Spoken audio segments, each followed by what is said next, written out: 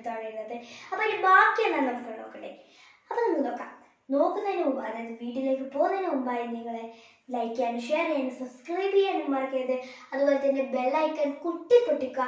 എന്നാൽ മാത്രമേ എൻ്റെ ഞാൻ പുതുതായി ഇടുന്ന വീഡിയോസൊക്കെ നിങ്ങൾക്ക് അറിയാൻ പറ്റും, നോട്ടിഫിക്കേഷൻ വരുള്ളൂ. അപ്പോൾ നമുക്ക് നേരെ വീഡിയോയിലേക്ക് പോകാം. ഓക്കെ, അപ്പോൾ നമുക്ക് അടുത്ത പഠിക്കാൻ എന്താണുള്ളത്? Weather of Kerala. കേരളത്തിലെ കാലാവസ്ഥയെക്കുറിച്ചാണ് നമ്മളിത് പഠിക്കാൻ പോകുന്നത്. നോക്കാം. Kerala is a land that receives sufficient amount of rain. There are two main rainy seasons in Kerala. എന്താണ് പറയുന്നത്? കേരളം എന്ന് പറയുന്നത് എന്താണ്? അതായത് മഴയുടെ അളവ് കൂടുതലുള്ള ഒരു സ്ഥലമാണ് എന്ത്? കേരളം.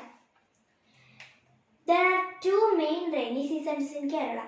കേരളത്തിലെ രണ്ട് റെയിനി സീസൺസ്, രണ്ട് മഴക്കാലങ്ങളാണുള്ളത്. ഏതൊക്കെയാണ്? സൗത്ത് വെസ്റ്റ് മൺസൂൺ ഓർ കാലവർഷം. ഏതൊക്കെയാണ്? What are the two important monsoon seasons in Kerala? ഒന്നെന്താണ്? South west monsoon. ഒന്നെന്താണ്? സൗത്ത് വെസ്റ്റ് മൺസൂൺ, അല്ലെങ്കിൽ അതിനെന്താ വേറൊരു പേരെന്താ? കാലവർഷം. അപ്പോൾ നമ്മൾ മുത്തശ്ശിമാരൊക്കെ ഇങ്ങനെ, അമ്മമാരും അച്ഛനന്മാരും മുത്തശ്ശിമാരൊക്കെ ഇങ്ങനെ പറയുന്നത് കാലവർഷം തുടങ്ങി, അല്ലെങ്കിൽ തുലാവർഷം തുടങ്ങി എന്നൊക്കെ പറയുന്നത് കേൾക്കാം. അപ്പോൾ അതാണ് കാലവർഷം. അതിനെന്താണ് പറയുന്നത്? സൗത്ത് വെസ്റ്റ് മൺസൂൺ ഓർ കാലവർഷം. ഇത് എപ്പോഴാണ് ഉണ്ടാവുന്നത്? June to September. ജൂൺ മാസം മുതൽ സെപ്റ്റംബർ മാസം വരെയാണ് എന്തുണ്ടാവുക? സൗത്ത് വെസ്റ്റ് മൺസൂൺ ഉണ്ടാവുക. അടുത്തത് നോർത്ത് ഈസ്റ്റ് മൺസൂൺ ഓർ തുലാവർഷം. നോർത്ത് ഈസ്റ്റ് മൺസൂൺ, അല്ലെങ്കിൽ അതിനെന്താണ് പറയും മലയാളത്തിലെ? തുലാവർഷം. ഇത് എപ്പോഴാണ് നടക്കുന്നത്? ഒക്ടോബർ മാസം ടു നവംബർ മാസം. ഒക്ടോബർ മാസത്തിനും നവംബർ മാസത്തിനും ഇടയ്ക്കാണ് എന്തുണ്ടാവുക? തുലാവർഷം ഉണ്ടാവുക. അപ്പോൾ what are the two important monsoon seasons in Kerala? South west monsoon and northeast monsoon. Okay, Kerala receives most of the rainfall during the southwest monsoon. Southwest monsoon, അതായത് കാലവർഷത്തിന്റെ സമയത്താണ് കേരളത്തിൽ കൂടുതൽ മഴ ലഭിക്കുന്നത്. Okay, summer season in Kerala is from March to May.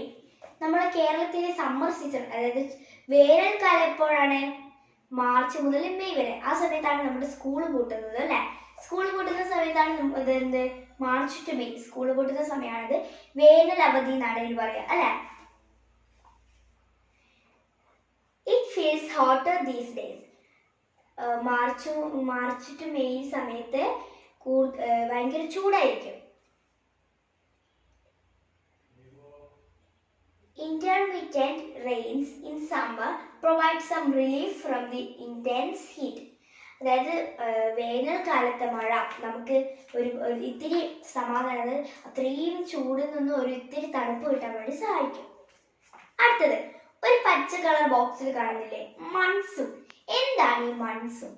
നോക്കാം. Monsoons are winds that change the direction in accordance with the seasonal changes. ഓരോ സമയത്തെയും ഓരോ സീസണിലെയും വ്യത്യാസം വരുന്ന സമയത്ത് ഇങ്ങനെ അവരുടെ ഡയറക്ഷൻ, അതായത് അങ്ങോട്ട് വന്ന് ഇങ്ങോട്ട് മാറുന്ന മാറ്റുന്ന വിൻഡ്, അതായത് കാറ്റാണ് എന്ത്? മൺസൂൺ എന്ന് പറയുന്നത്.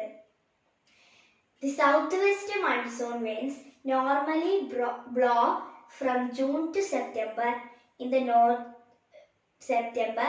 the northern part of the equator in Indian Ocean.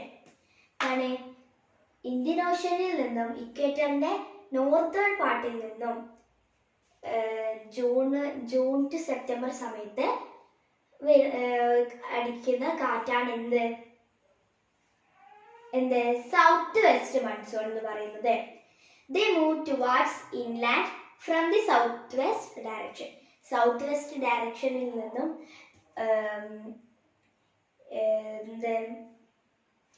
ഇൻലാൻഡിലേക്ക് ഇതാവുന്ന കാറ്റാണിത് south west monsoon winds. As they blow from the sea, they are moist. These winds which enter the land are blocked by the western Ghats. As a result, the western coast, including Kerala, receives higher rainfall. എന്താണ് സീയിൽ നിന്നും വരുന്ന ഈ കാറ്റിനെ ആര് തടയുന്നുണ്ട്? Western guards, പശ്ചിമ മലനിരകൾ തടഞ്ഞു വെക്കുന്നു. ഇതിന്റെ റിസൾട്ടായി എന്ത് വരുന്നു? അതായത് വെസ്റ്റേൺ കോസ്റ്റ്, അതായത് കേരളമൊക്കെ വെസ്റ്റേൺ കോസ്റ്റിൽ വരുന്ന ആൾക്കാരാണ്. അപ്പൊ അവിടെ എന്ത് ലഭിക്കുന്നു? ഹെവി റെയിൻഫോൾസ് ലഭിക്കുന്നു. In Kerala, this monsoon season is known as കാലവർഷം. കേരളത്തിൽ ഈ മൺസൂൺ സീസണിനെ എന്താണ് പറയുന്നത്? കാലവർഷം എന്നാണ് പറയുന്നത്. അടുത്തത്, during the months of October and November, October മുതൽ നവംബർ വരെയുള്ള സമയത്ത് the monsoon winds blow in the opposite direction from the northeast. എന്ത് ചെയ്യുന്നുണ്ട്? ഈ മൺസൂൺ വിൻഡ് എന്ത് ചെയ്യുന്നു? ഓപ്പോസിറ്റ് ഡയറക്ഷനിലേക്ക്, അതായത് നോർത്ത് ഈസ്റ്റ് വഴി ബ്ലോ ചെയ്യുന്നു. These winds are known as the northeast monsoon winds. ഈ വിൻഡുകൾ എന്തായിട്ടാണ് അറിയപ്പെടുന്നത്? North east monsoon wind. Okay, അടുത്തത്, these winds are known as the northeast monsoon winds. Since a part of these winds passes over Bay of Bengal, it becomes moisture laden and causes rain in many parts of southern states of India. ഇത് നല്ല ഈ കാറ്റ് സീയിൽ കൂടെ, അതായത് bay of ബംഗാളിൽ കൂടെ പോകുന്ന സമയത്ത്, നോർത്ത് ഈസ്റ്റിലെ ബേ ഓഫ് ബംഗാളിൽ കൂടെ ബ്ലോ ചെയ്യുന്ന സമയത്ത് നല്ല മോയിസ്റ്റർ ആവുന്നുണ്ട്. അപ്പോൾ ഈ മോയിസ്റ്റർ ആവുന്നത് എന്ത് കാരണമാകുന്നു? ഈ ഇന്ത്യയുടെ സദേൺ പാർട്സിലെല്ലാം നല്ലോണം മഴ ലഭിക്കാൻ വേണ്ടി സഹായിക്കുന്നു. This monsoon season is known as തുലാവർഷം ഇൻ കേരള. കേരളത്തിൽ ഈ മൺസൂൺ സീസൺ എന്താണ് പറയുന്നത്? തുലാവർഷം എന്നാണ് പറയുന്നത്. ഓക്കെ, ഒന്നുകൂടെ നോക്കാം. What are the 2 important monsoon seasons in Kerala? ഏതൊക്കെയാണ് കേരളത്തിലെ 2 ഇമ്പോർട്ടൻ്റ് ആയിട്ടുള്ള മൺസൂൺ സീസൺസ്? സൗത്ത് വെസ്റ്റ് മൺസൂണോ കാലവർഷം. ഇത് എപ്പോഴാണ് നടക്കുന്നത്? ജൂൺ ടു സെപ്റ്റംബർ സമയത്ത്. വേറെന്താ? നോർത്ത് ഈസ്റ്റ് മൺസൂണോ തുലാവർഷം. ഇതെപ്പോഴാണ് നടക്കുന്നത്? ഒക്ടോബർ ടു നവംബർ സമയത്ത്. ഓക്കെ, അത് സെറ്റ് ആയില്ലേ? നമ്മുടെ വെദർ ഓഫ് കേരള, അതിനകത്ത് ഒരു ഡൗട്ടും ഇല്ലല്ലോ. ഓക്കെ, അടുത്ത് നമുക്ക് പഠിക്കാനുള്ളത് സോയിൽ ടൈപ്സ് ഇൻ കേരളയാണ്. ഓക്കെ, അതിന് മുമ്പ് നമുക്ക് ഇന്ന് കുറച്ച് ചോദ്യങ്ങൾ, നമുക്ക് വെദർ ഓഫ് കേരള കുറച്ച് ചോദ്യങ്ങളുണ്ട്. ആ ചോദ്യങ്ങൾ എഴുതിയെടുത്ത ശേഷം നമുക്ക് സോയിൽ ടൈപ്സിലേക്ക് പോകാം. നമ്മൾ ഇത്രയും നേരം പഠിച്ചതായി ബന്ധപ്പെട്ട 2 ക്വസ്റ്റ്യൻസ് ആണ് ഞാനിവിടെ എഴുതിയിട്ടുള്ളത്. നേരത്തെ ക്വസ്റ്റ്യൻ നമ്മൾ ഈ ടെക്സ്റ്റിൽ തന്നെ നമ്മൾ പഠിച്ചു, ഈ 2 ക്വസ്റ്റ്യൻ നമ്മൾ ടെക്സ്റ്റിൽ തന്നെ പഠിച്ചു. അപ്പോൾ നമുക്ക് എന്തൊക്കെയാണ് നമുക്കൊന്ന് നോട്ടായിട്ട് നമുക്ക് നോക്കാം. Most of the rainfall occurs in Kerala during which monsoon season? കേരളത്തിലെ ഏത് മഴക്കാലത്താണ് നമുക്ക് കൂടുതൽ മഴ ലഭിക്കുന്നത്? ഏത് മഴക്കാലത്താണ്? അതെ, സൗത്ത് വെസ്റ്റ് മൺസൂൺ ഓർ കാലവർഷം. കാലവർഷത്തിലാണ് ഏറ്റവും കൂടുതൽ മഴ ലഭിക്കുന്നത്, അല്ലെങ്കിൽ അതിലെന്താണ് നമ്മൾ പഠിച്ചത്? സൗത്ത് വെസ്റ്റ് മൺസൂണിലാണ്. അടുത്തത്, in which months we do experience summer in Kerala? കേരളത്തിലെ വേനൽക്കാലം ഏത് മാസങ്ങളിലാണ് നമ്മൾ എക്സ്പീരിയൻസ് ചെയ്യുന്നത്? ഏതാണ്? March to May. മാർച്ച് മുതൽ മെയ് വരെയുള്ള മാസങ്ങളിലാണ്. മാർച്ച്, ഏപ്രിൽ, മെയ്, ഈ 3 മാസത്തിലാണ് നമുക്ക് എന്ത് ഫീൽ ചെയ്യുന്നത്? സമ്മർ. കേരളത്തിൽ സമ്മർ ഉണ്ടാകുന്നത്. ഓക്കെ, ഈ 2 ക്വസ്റ്റ്യൻ നമ്മുടെ കേരളത്തിൽ വെദർ ഓഫ് കേരള നമ്മൾ ടെക്സ്റ്റിനകത്ത് തന്നെ കണ്ടതാണ്, അതിനകത്ത് പറഞ്ഞതാണ്. അപ്പൊ അതൊന്ന് ക്വസ്റ്റ്യൻ പോലെ എഴുതി ചോദിച്ചു എന്ന് മാത്രമേ ഉള്ളൂ. ഓക്കെ, അടുത്ത് നമുക്ക് ഇനി സോയിൽ ടൈപ്സ് ഇൻ കേരള. അത് നമുക്ക് എന്തൊക്കെയാണ് നോക്കാം. അപ്പൊ നമുക്ക് സോയിൽ ടൈപ്സ് ഇൻ കേരള നോക്കാം. അവിടെ ചെറിയൊരു കവിത കൊടുത്തിട്ടുണ്ട്. ഓക്കെ, അപ്പൊ നമുക്ക് അതൊന്ന് വായിച്ചു നോക്കിയാലോ. മണ്ണേ നമ്പി ലേലയ്യ. എന്താണ് കവിതയുടെ പേരെന്താണ്? മണ്ണേ നമ്പി ലേലയ്യ. മണ്ണേ നമ്പി ലേലയ്യ മരമിരിക്ക്, മരത്തെ നമ്പിയിലയ്യ മണ്ണിരിക്ക്, മരത്തെ നമ്പിയിലയ്യ കൊമ്പിരിക്ക്, കൊമ്പേ നമ്പിയിലയ്യ ഇലയിരിക്ക്, ഇലയെ നമ്പിയിലയ്യ പൂവിരിക്ക്, പൂവേ നമ്പിയിലയ്യ കായിരിക്ക്, കായെ നമ്പിയിലയ്യ പഴമിരിക്ക്, പഴത്തെ നമ്പിയിലയ്യ നാമിരിക്ക്, നാമേ നമ്പിയിലയ്യ നാടിരിക്ക്. അപ്പൊ ഒരു ചെറിയൊരു കവിതയാണത്. അപ്പൊ നമുക്ക് അതിന്റെ അർത്ഥം എന്താന്ന് നോക്കാം. മണ്ണെ നമ്പിയിലയ്യ മരമിരിക്ക്. മണ്ണിനെ ആശ്രയിച്ചാണ്, മണ്ണില്ലെങ്കിൽ മരമില്ല. മണ്ണിനെ ആശ്രയിച്ചാണ് എന്തിരിക്കുന്നത്? മരമിരിക്കുന്നത്. മരത്തെ നമ്പിയിലയ്യ മണ്ണിരിക്ക്. മരത്തിനെ ആശ്രയിച്ചാണ് മണ്ണിരിക്കുന്നത്. മരമൊന്നും ഇല്ലെങ്കിൽ മണ്ണ് ഒലിച്ചു പോവില്ലേ? മരത്തെ നമ്പിയിലയ്യ കൊമ്പിരിക്ക്. ഈ മരത്തിനെ ആശ്രയിച്ചാണ് മരത്തിനെ വിശ്വസിച്ചാണ് എന്തുള്ളത്? മരത്തിന്റെ കൊമ്പുകൾ ഉള്ളത്. കൊമ്പേ നമ്പിയിലയ്യ ഇലയിരിക്ക്. കൊമ്പിനെ ആശ്രയിച്ചാൽ, കൊമ്പിനെ വിശ്വസിച്ചാണ് എന്തുള്ളത്? ഇലകൾ ഉള്ളത്. കൊമ്പിലെ ഇലയുണ്ടോ? ഇല്ല. മണ്ണിന്റെ മരമില്ലോ? ഇല്ല. മരമില്ലെങ്കിൽ കൊമ്പുണ്ടോ? ഇല്ല. കൊമ്പുണ്ടെങ്കിൽ കൊമ്പിലെ ഇലയുണ്ടോ? ഇല്ല. അതാണ് ഇവിടെ പറയുന്നത്. ഇലയെ നമ്പിയിലയ്യ പൂവിരിക്ക്. ഇലയെ ആശ്രയിച്ചാൽ, ഇലയെ വിശ്വസിച്ചാണ് എന്തുള്ളത്? പൂവുള്ളത്. ഇലയിലെ പൂവുണ്ടോ? ഇല്ല. പൂവേ നമ്പിയിലയ്യ കായിരിക്ക്. പൂവിനെ ആശ്രയിച്ചാൽ, പൂവിനെ വിശ്വസിച്ചാണ് എന്തുള്ളത്? കായ് ഉള്ളത്. പൂവില്ലെങ്കിൽ അവിടെ കായ് ഉണ്ടാവില്ല. കായെ നമ്പിയിലയ്യ പഴമിരിക്ക്. കായിനെ വിശ്വസിച്ചാണ് പഴം, അതിന്റെ ഫ്രൂട്ട് ഇരിക്കുന്നത്. കായിലെ പഴം ഉണ്ടാവോ? ഇല്ല. പഴത്തെ നമ്പിയിലയ്യ നാം ഇരിക്ക്. ആ മരത്തിലെ ഫ്രൂട്ട് അല്ലെ, ആ പഴത്തിനെ വിശ്വസിച്ചാണ് നമ്മൾ ഇരിക്കുന്നത് അല്ലെ. അപ്പൊ പഴം പറിച്ചു തിന്നാനല്ലേ നമ്മൾ അതിനെ ആശ്രയിക്കുന്നുണ്ടല്ലോ. നമ്മെ നമ്പിയിലയ്യ നാടിരിക്ക്. നമ്മളെ വിശ്വസിച്ചാണ് നാട് നിൽക്കുന്നത്. അപ്പൊ ഇതെന്താണ്? ഈ ഓരോന്നും തമ്മിലുള്ള റിലേഷനെ കുറിച്ചുള്ള ഒരു ചെറിയൊരു കവിതയാണ്. ഈ കവിതയിലെ മെയിൻ ആളാരാണ്? മണ്ണാണ്. മണ്ണില്ലെങ്കിൽ മരമില്ല, മരമില്ലേ കൊമ്പില്ല, കൊമ്പില്ലേ ഇലയില്ല, ഇലയിലെ പൂവില്ല, പൂവില്ലേ കായില്ല, കായില്ലേ പഴമില്ല, പഴമില്ലെങ്കിൽ നാമില്ല, നാമില്ലെങ്കിൽ നമ്മുടെ നാടുമില്ല. ഈ സംഭവമാണ് എന്ത് ഈ ഒരു കവിത അർത്ഥമാക്കുന്നത്. അപ്പൊ എന്തിന്റെ മെയിൻ എന്താണ്? മണ്ണാണ്. മണ്ണില്ലെങ്കിൽ ലോകത്തിൽ ഒരു സംഭവം ഉണ്ടാവില്ല. Listen to the song of Irular of Attappadi. ഇരുളാറിന്റെ ഒരു പാട്ടാണ് എന്ത് ഈ മണ്ണെ നമ്പിയിലയ്യ എന്നുള്ളത്. Soil is as important as water and air for the survival of living organisms. നമ്മൾ ജീവനുള്ള വസ്തുക്കൾക്ക്, ജീവികൾക്കും ജീവനുള്ള ലിവിങ് ഓർഗാനിസംസിന് വാട്ടർ, അതായത് വെള്ളവും വായുവും ഇമ്പോർട്ടൻ്റ് ആയ പോലെ തന്നെയുള്ള ഒരു ഇമ്പോർട്ടൻ്റ് ഘടകമാണ് സോയിൽ, മണ്ണ്. Human civilization developed through the mutual interactions between soil and humans. നമ്മുടെ ഈ നിലനിൽപ്പിന്, നമ്മുടെ ഹ്യൂമൻ സിവിലൈസേഷന് ഡെവലപ്ഡ് എന്തിൽ കൂടിയാണ്? മണ്ണിന്റെ ഇതിൽ കൂടിയാണ്. Without soil there are no plants and no organisms that depend on them.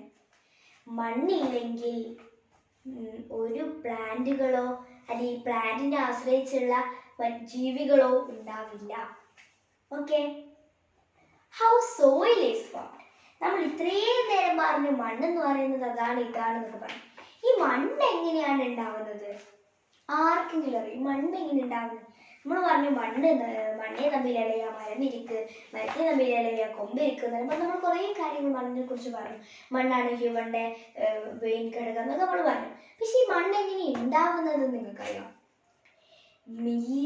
Billion years കൊണ്ട് പാറ അല്ലെ കല്ലുകള് പൊടിഞ്ഞുണ്ടാവുന്നതാണ് എന്ത്? മണ്ണ്. മനസ്സിലായോ? അത് ഒരു ദിവസമോ 2 ദിവസമോ കൊണ്ടല്ല, എത്രയോ ദിവസങ്ങൾ, അതായത് എത്രയോ കൊല്ലക്കണക്കിന് മില്യൺസ് ഓഫ് ഇയേഴ്സുകൾ കൊണ്ടാണ് എന്തുണ്ടാവുന്നത്? മണ്ണുണ്ടാവുന്നത്. ഈ കല്ല് പൊടിഞ്ഞാണ് മണ്ണുണ്ടാകുന്നത്. പാറ പൊടിഞ്ഞ്. Soil is one of the main factors responsible for the existence of life on earth. എന്താണ്? നമ്മുടെ ഭൂമിയിലുള്ള എല്ലാ ഇതിൻ്റെയും ജീവന് നിലനിൽപ്പിന് അത്യാവശ്യമായ ഒരു ഫാക്ടറാണ് ഇത് soil. The process of weathering of rock to form soil takes a long time. എന്താണ്? ഈ കല്ല് പൊടിഞ്ഞ് മണ്ണാവുന്നതിന് എത്ര സമയം? ഒരുപാട് വർഷങ്ങളും ദിവസങ്ങളും എടുത്തിട്ടാണ് ആ പ്രോസസ്സ് കംപ്ലീറ്റ് ആവുന്നത്.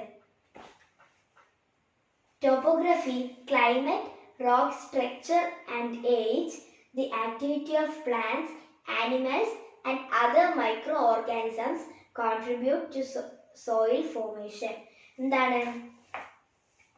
അവിടുത്തെ ഭൂമിയുടെ രീതിയും ക്ലൈമറ്റും, അതായത് കാലാവസ്ഥയും, റോക്കിന്റെ പ്രായം, അതായത് ഒരുപാട് കാലമായിട്ടുള്ള റോക്ക്, അങ്ങനെ റോക്കിന്റെ പ്രായവും സ്ട്രക്ചർ, അതായത് അതിന്റെ നിലനിൽപ്പും, പ്ലാന്റ്സ് ചെയ്യുന്ന പരിപാടികളും, ആനിമൽസും, അതുപോലെ തന്നെ ചെറിയ മൈക്രോ ഓർഗാനിസംസ് ഉണ്ടാവില്ലേ, ഇങ്ങനെ ചുരണ്ടി തിന്നുന്ന അങ്ങനത്തെ ഓർഗാനിസംസും എന്താണ് ഈ സോയിൽ ഫോർമേഷന് നിർബന്ധമായ സംഭവമാണ്.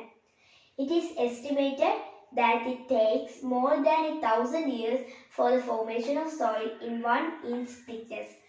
1 inch, ഒരു ഇഞ്ച് തിക്നെസ്, അതായത് കട്ടിയിലെ മണ്ണുണ്ടാവുന്നതിനെ 1000 ഇയേഴ്സിനെക്കാളും 1000 വർഷത്തിനേക്കാളും എടുക്കും എന്നാണ് ഇത് തെളിയിച്ചിരിക്കുന്നത്.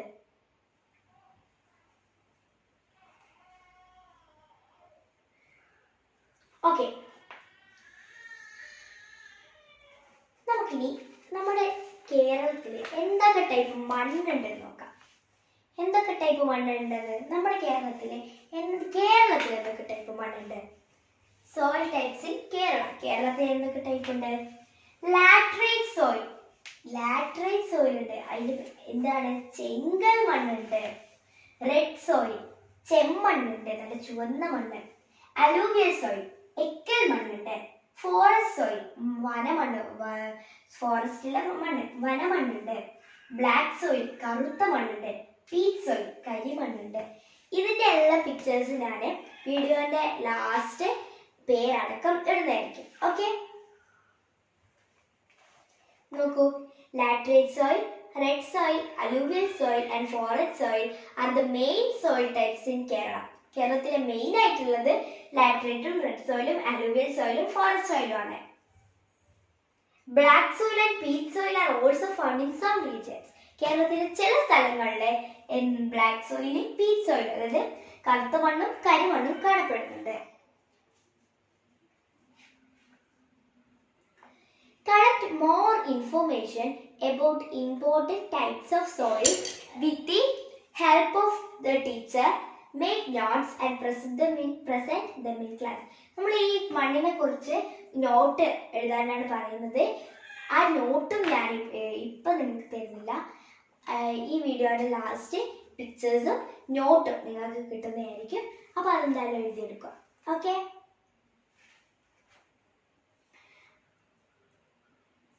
ഓക്കെ അല്ലേ? അത്രയും സെറ്റല്ലേ? നമ്മൾ ലാസ്റ്റ് എന്തായാലും ഞാൻ പറഞ്ഞത് എഴുതിയായിരിക്കും. അപ്പോൾ നമുക്ക് അടുത്തത് നോക്കാം.